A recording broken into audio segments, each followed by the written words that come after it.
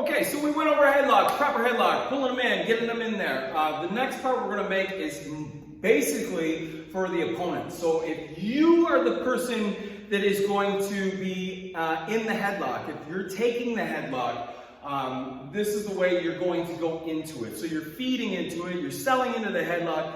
The idea is, I like to tell all the kids that I'm teaching to focus on your head being up and then shoot in towards his armpit.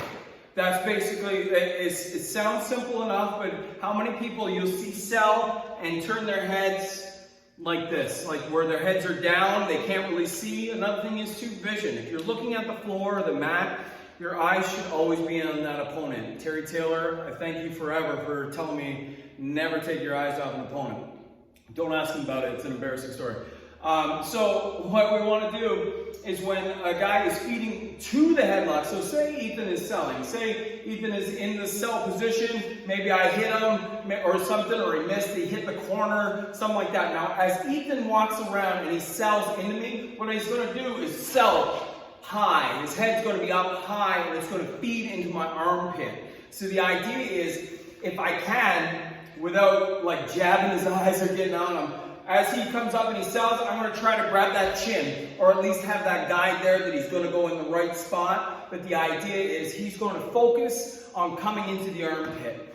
Now, if you're working with guys that don't know this thing, it's always good to have the guide there. With Ethan, I don't really need it, but every time that you come in and you want to get that headlock, snap that headlock, and you're probably going off those ropes, very Flair, Tully Blanchard kind of feel, where you just snap that headlock and off you go. The best way to do it is always, when you're reaching for the back of that neck, always reach for the chin. Get underneath the chin and pull him into the headlock. That way you know that he's not going to come into your waistline. You have to pull his head up into the headlock, or it's too high. Make sure you always have that guide.